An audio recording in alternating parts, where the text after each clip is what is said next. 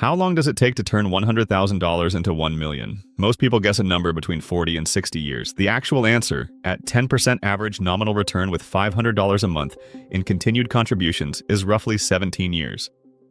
Not 80, not 50, 17. The same person who spent 8 years grinding to the first 100,000 will spend 17 more, reaching 1 million. 25 years total. And the second stretch, the one from 100,000 to a million, will feel fundamentally different from the first because the math underneath it has changed.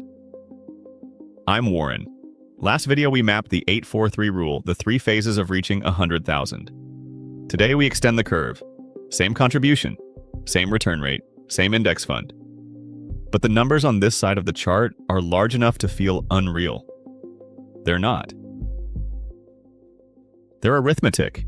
And the arithmetic is the most optimistic thing in this entire series. The before. At 100,000, the person has been investing for roughly 8 years. They've contributed about 48,000 of their own money. The market has added roughly 52,000. The split is almost even. The person still feels like they're doing most of the work. The monthly statement shows growth, but not dramatically more than the contribution.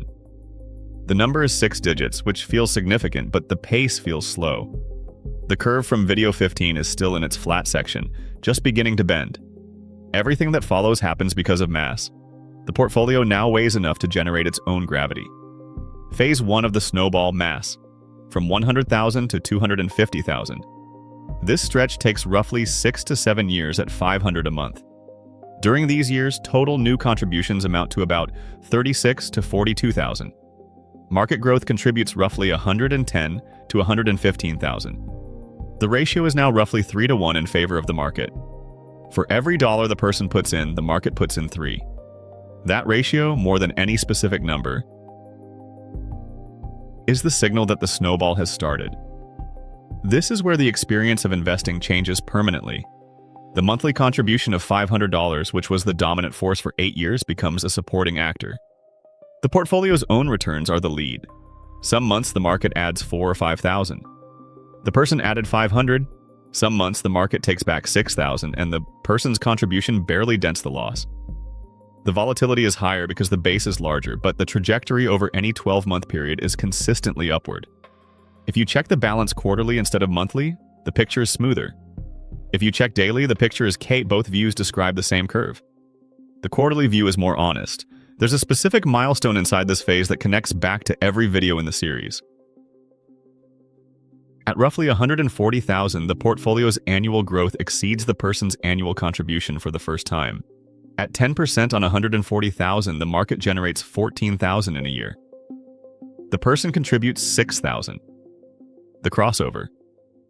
This number matters because it represents the moment where the person's labor stops being the primary driver of growth and compound interest takes over.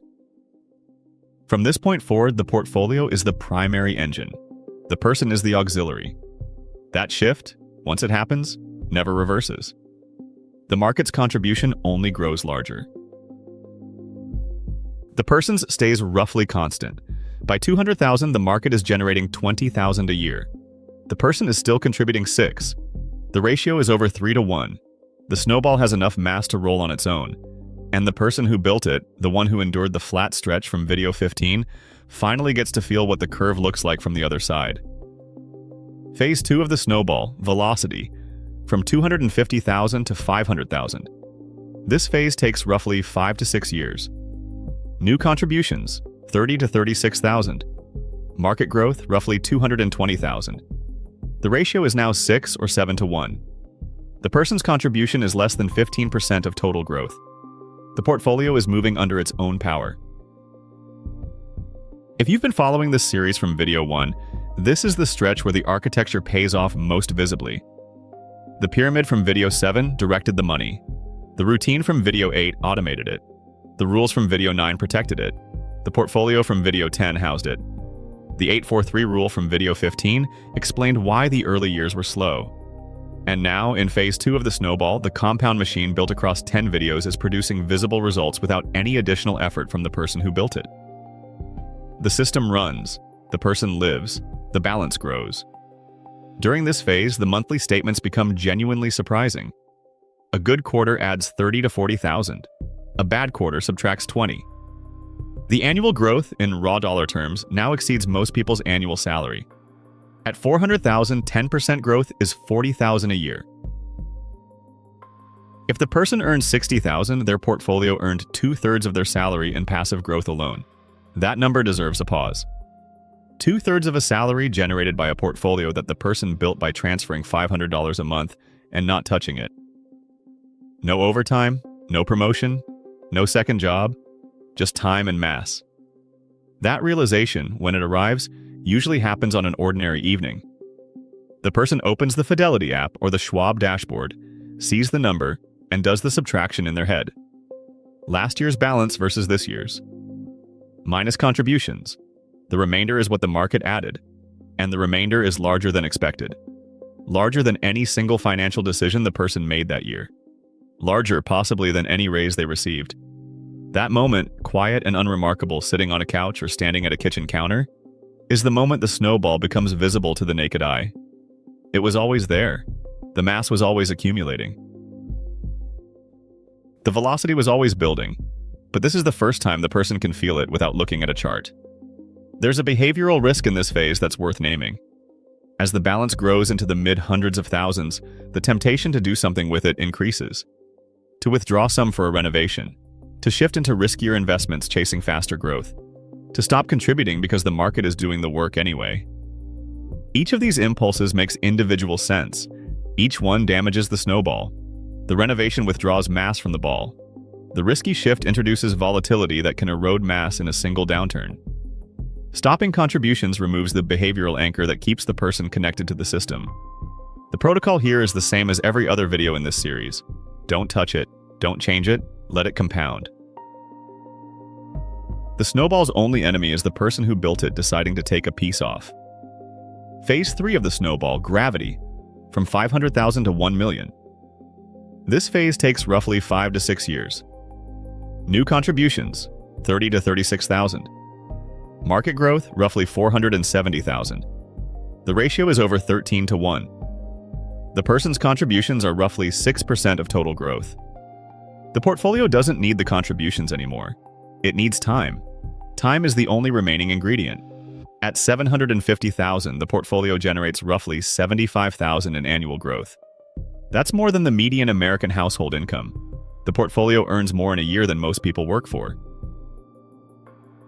If you've ever wondered what it means for money to work for you instead of the other way around, this is the literal mathematical definition. At 900,000, annual growth is 90,000. The person contributing 500 a month is adding 6,000 a year to a portfolio that's growing by 90,000 on its own. The contribution is a rounding error, but stopping it would break the behavioral pattern that built the machine, so most people continue. Adriana's rule number 1 from video 9. Automate and don't stop. There's a moment during phase 3 that every long-term investor describes in similar terms. The balance crosses a number that the person never seriously believed they'd reach. For some, it's 500,000, for others, 750. The number on the screen exceeds any amount the person has ever held, earned in a single year, or imagined having in a single account. And the reaction isn't euphoria. It's disorientation. The number doesn't feel real because it's disconnected from the effort that created it. The person contributed 150,000 over 20+ years. The market added the rest. The feeling is closer to discovering that a plant in the backyard grew into a tree while nobody was watching. The growth happened. The person just wasn't the one doing the growing. The $1 million mark arrives after roughly 25 total years of investing. 8 years to 100,000. 17 more to 1 million.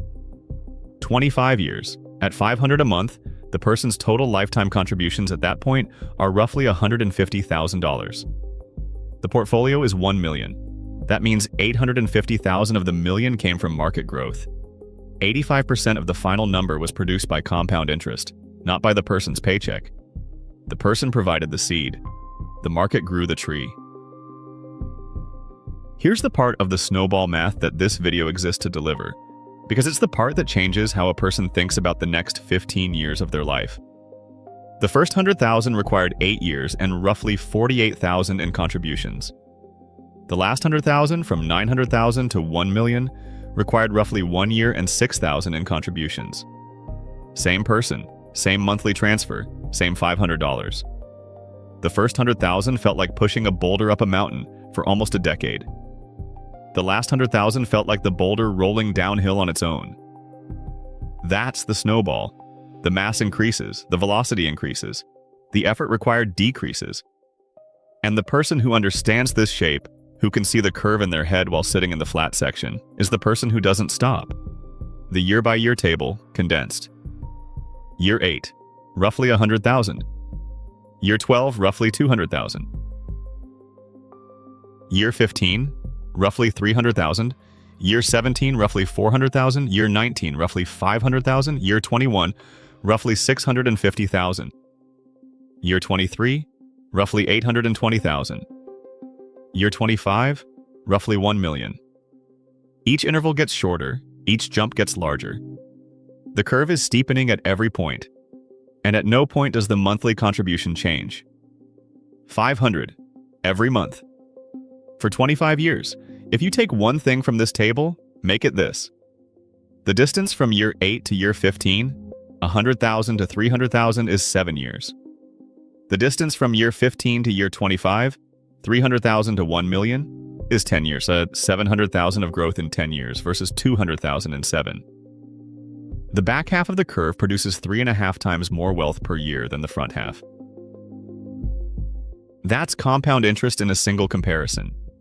And that comparison is why every person who quits in the front half is leaving the majority of the curve's output on the table.